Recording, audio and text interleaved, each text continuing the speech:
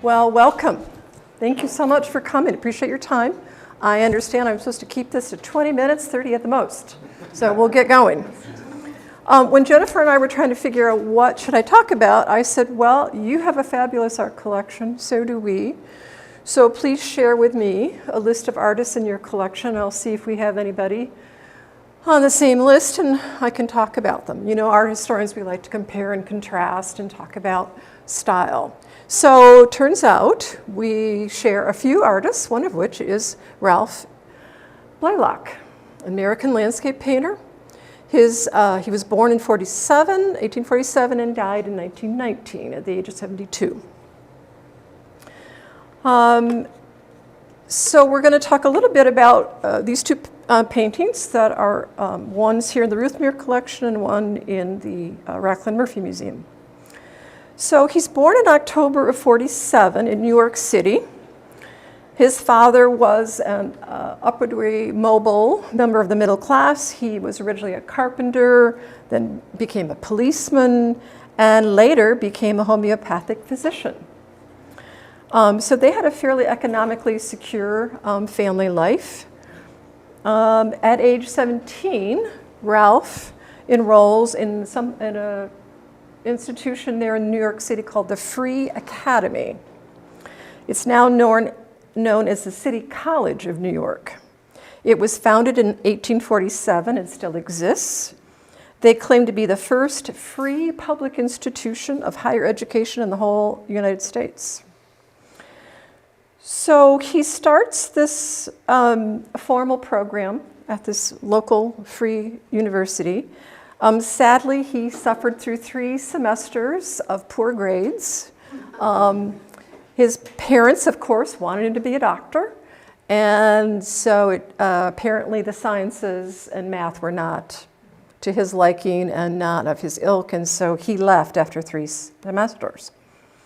He then enters the tutelage of a self-taught landscape painter by the name of James Johnson and starts to make sketching trips to locations in upstate New York and New Hampshire. And he kind of falls under the spell of the Hudson River School artists. His first public exhibition of Blakelock's work is in 1868. So in 2 years, under the tutelage of this James Johnson, he's doing very well. Of course, it's a landscape that's exhibited, and it is exhibited in the National Academy of Design in New York, and he continues to exhibit his work there for the next 20 years. If you're not familiar, the National Academy of Design is an honorary association of American artists founded in 1825 by a group of artists, some of whom, like Asher Durand and Thomas Cole, were members of the Hudson River School. And again, these were some of his primary initial influencers. So the Hudson River School is an early, when we say school, basically we're talking about a group of artists who share ideas and share stylistic tendencies and influences. And so it basically is established in the US by Thomas Cole, who comes here as a British immigrant about age 17. And he brings with him from England a lot of philosophical ideas, such as those of Edmund Burke, whose idea of the sublime power of nature, which can both compel us and have the potential to destroy us, and that man is merely a small part of the natural world. You have to realize in 1847, when Blakelock's born, our country is only about 63 years old. So we're a young nation, we're trying to develop our own ideas, we're trying to get away from Europe. And so a lot of these artists and writers and philosophers were trying to come up with some American concepts. What does it mean to be an American? What is it about the nation with these beautiful natural resources that we have, valleys and rivers and mountains, you know, and what does that mean and how do we relate to them? These ideas of Burke that Cole brings also align with the popular writing and philosophy of Ralph Waldo Emerson. You may have heard of him as an American writer, but he also was a leader in a movement here in the US called American Transcendentalism. One of their 5 or 6 main thoughts were that beauty was eternal, because the mere glimpse of it was enough to make them drop everything and simply take in what they heard or saw with neither motive nor intention. So the idea is that we're being spellbound and we're simply enjoying our senses.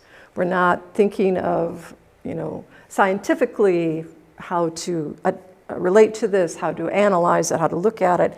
It's more coming from the senses. So we're going to start. Could you lower the lights for me just a bit? Thank you. So if you haven't already, the far painting is the one that's here in Ruthmere. How many have seen it? A few. Okay. So the title is A View Near Lake Oswego.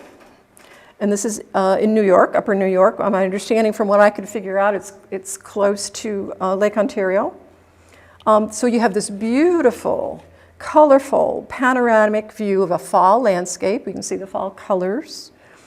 The view is from very far away. As you can imagine, we are quite a ways away looking into this beautiful valley and across the way to a sky and a mountain line, a line of mountains. In the foreground, there are two young men and also looks like a female holding the hand of a child. But please notice that these two both have their backs to us, and of these two, one of them has his back to us. So we're really not engaged, they are not engaging with us. We are meant to really look at the whole painting and enjoy it as we're viewing them. So also, as we move our way into this painting, here in the middle ground, you can see there is a farm. I'm assuming it's an outbuilding. It's reddish. I'm assuming it's some kind of a barn, perhaps. And also, we have this wonderful home, which, based on the belvedere, which is that cupola up at the top, and the pillars in the front, I'm assuming is of the Italianate style, which was very popular here in the States in the 1860s into the 1870s. Now, my understanding is you don't have a date for this painting. Is that correct? That's right. Yeah, well, it's not unusual. It's not unusual for Blakelock. He didn't date most of his paintings, which makes it a little difficult when you're trying to talk about him stylistically because he doesn't give you a clear chronological. So I'm guessing because of the architectural elements here that it must have been after. It's either in the 1860s or after. So Italian stylistic because of, is coming along after. So basically here in the U.S. we had think Federalist style, think Georgian style, Greek Revival style, Gothic Carpenter style, and then we're into this Italianate. And we have some fine examples of Italian homes here in the Midwest. But notice the sky is like half of the whole area. So again, this whole idea is where the sky is meant to be enjoyed. It's very colorful. We've got a little line. I'm assuming it's sunset. It's a very rosy line, beautiful clouds. And so the idea is we're really trying to enjoy nature. And we're meant to enjoy nature and to view it as a whole. So this one I found is by George Inness, another American landscape painter. Inness and Blakelock knew each other. In fact, at one point they were neighbors. And so to me, of all of the American landscape painters of this time, Inness is very similar and they shared a lot of the same ideas. So here in Inness we have, again, a figure. This time he is coming toward us and he does have his hands extended out. It's a little hard to see, but there is a little body of water right there. And so from what I can see, it looks like he's probably fishing in this body of water. We also, again, have a few more people here in this mid-ground like we do over there. And then we go, the stream meanders back, it goes under a bridge. And there are just glimpses of these white glimpses of buildings in the midground. But once again, look how big the sky is and how much attention he pays. Innes pays attention to the sky. Clouds are important. Again, the color is important. Again, you've got these beautiful shades of blues and pinks. The Innes is called Clearing Up, and it's from 1860. So again, about the same, what I'm guessing to be the same time period that Blakelock painted the painting here in your collection. Innes, like Blakelock, also began his career painting in the Hudson River School and then embraced other styles during his lifetime, which is not unusual for artists. Like Blakelock, Innes's later landscapes, such as this work, grew increasingly more expressive and atmospheric. You can really feel, it's almost like you can tell is it a hot day, is it humid, what's going on in their paintings. They spent a lot of emphasis on the atmosphere. I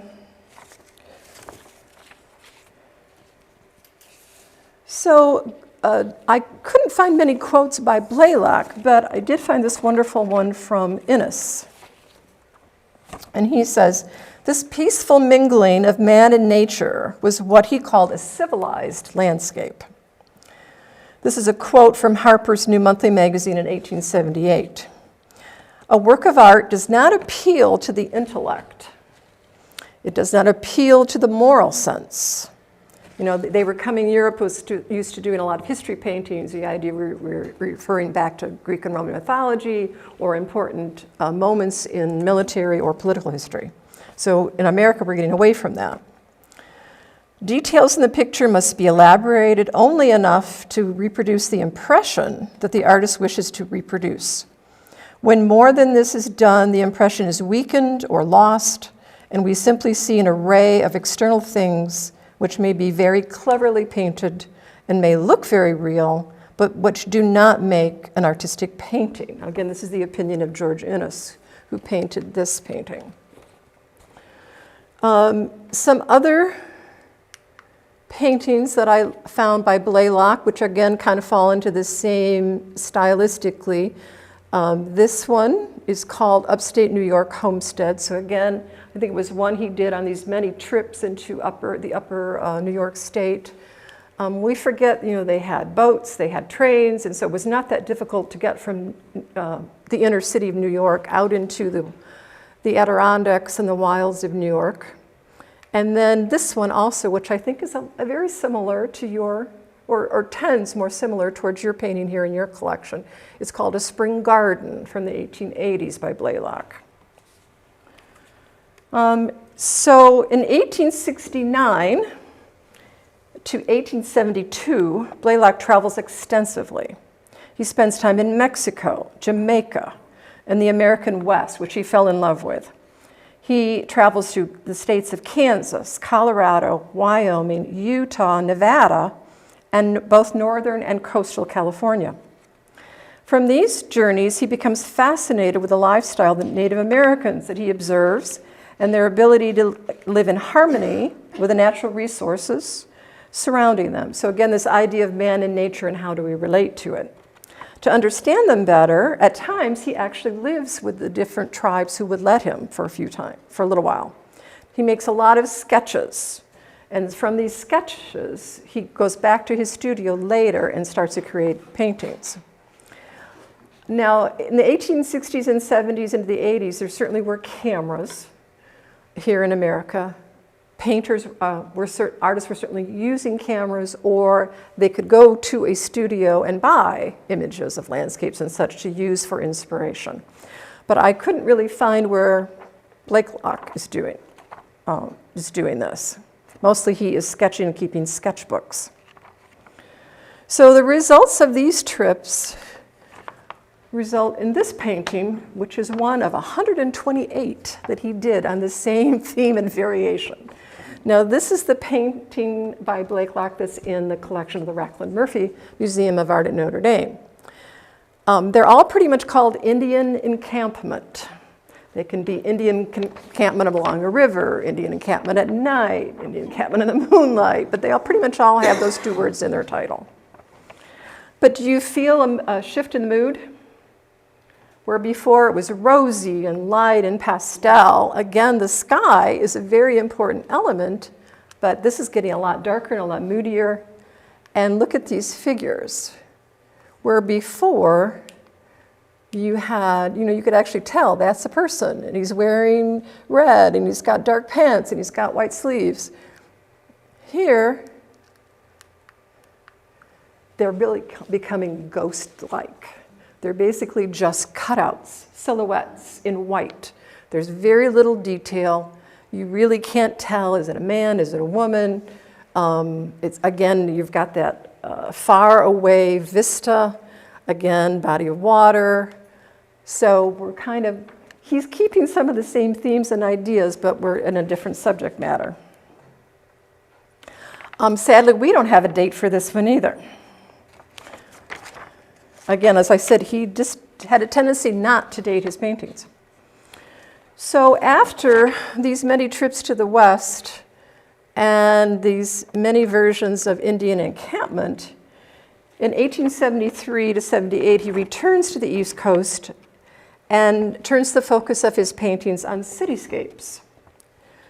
In 1873, he has an exhibition at the National Academy, which is the last one that he'll do there.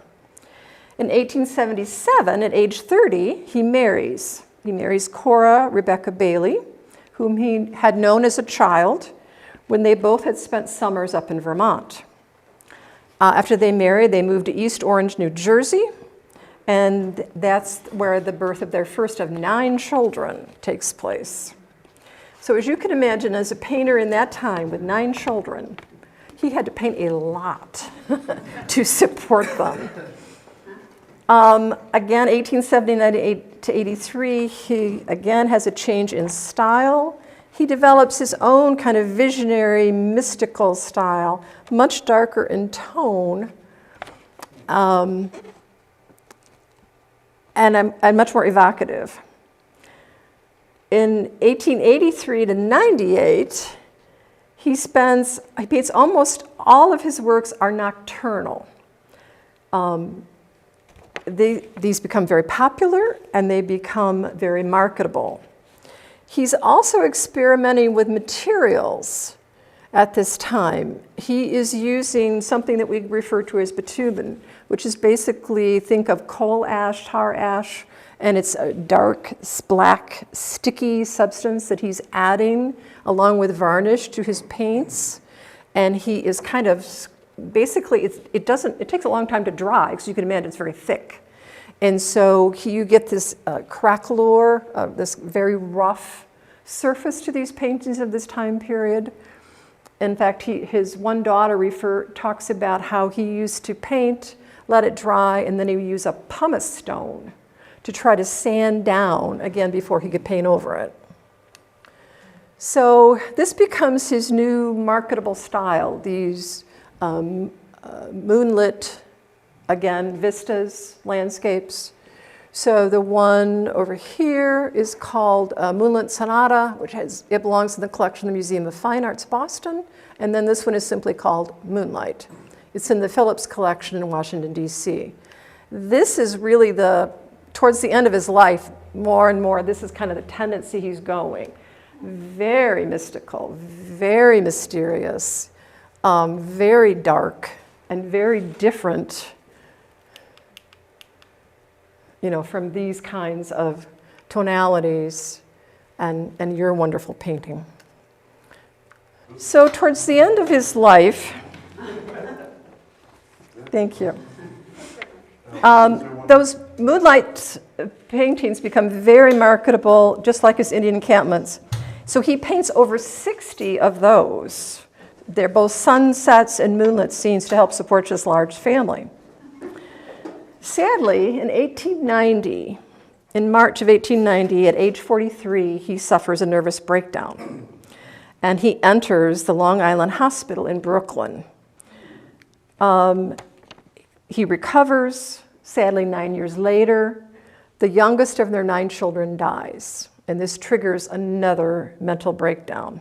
Again, he's admitted to the Long Island Hospital, and at that time, they referred to his diagnosis as dementia precox. now known as schizophrenia.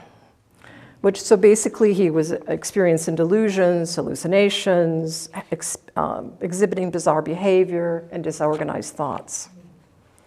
He's still painting though. So in some ways, some of those mystery, very dark things are coming out of this mental state that he's in. In 1901, in June, he's transferred to a larger state hospital in Middletown for the insane in Middletown, New York. But the world continues to acknowledge his skills. It wasn't like he was forgotten, left on the side of the road, because during the same year that he's in the state hospital for the insane, examples of his paintings are twice exhibited at the Lotus Club in New York. This is a private social club founded in 1870 by a group of writers and critics as a gentleman's club. But it was a cultural gentleman's club. And they offered art exhibitions on a regular basis over the years. Now, these exhibits would either be the work of artists who were members of the club, or they would be pulled from the private collections of members of the club.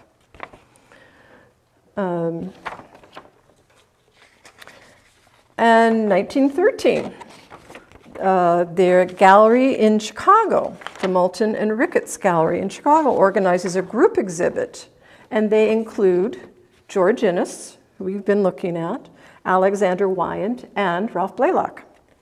So again, even though he's having all these mental issues, he's still painting and still getting recognition in the art world. So we've gone from New York to Chicago now, who is recognizing him. At age 66, he's elected as an associate member of the National Academy of Design, which is a great honor. In 1916, the Reinhardt Gallery in New York exhibited his work, and Blakelock actually comes to see the show. So he's well enough, recovered enough that he's out in public and visit his own exhibition. He's elected to a member of the Academy of Design when he's at 69, but sadly at that time, again, he moves into a private sanitarium, this time in New Jersey. He's only there 2 years, and then he transfers back to the Middletown State Hospital for the Insane. Sadly, in August of 1919, after a very brief time at a cottage of a friend up in the Adirondacks, he dies at age 72. A lot of his success on the market was enjoyed by the people who collected his art. And in fact, in both 1913 and 1916, some of his paintings were resold by their owners for record American auction prices. Now, of course, Blakelock didn't see any of that because it's the collectors who's selling on the open market. Sadly, when the record, he didn't keep great records, but those that did know him and the one gallery, Vos Gallery, that did work with him, sometimes he would sell paintings for as low a price as $25 to $30 a piece.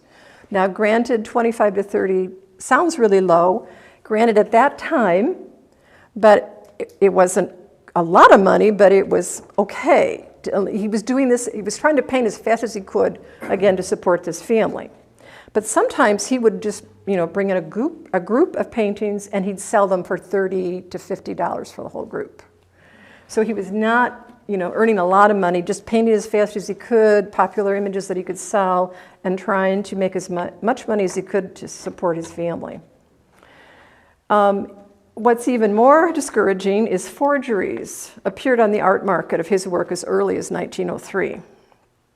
His work can be very difficult to authenticate since he did not date things, he did not document his sales, and they did so many versions of the same subject over the years.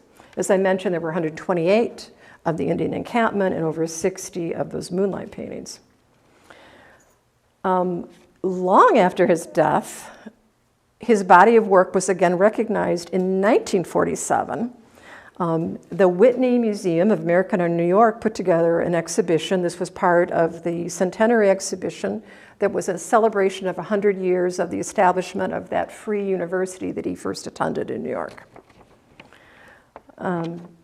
So basically that's what I have. I do encourage you, the primary sources that I used, this is the most recent one, which is basically a series of essays.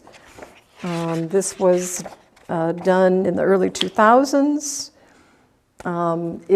Basically, the three art historians that write in here, they do talk very much in art historic terms, so I'll warn you about that, but there's a lot of detail.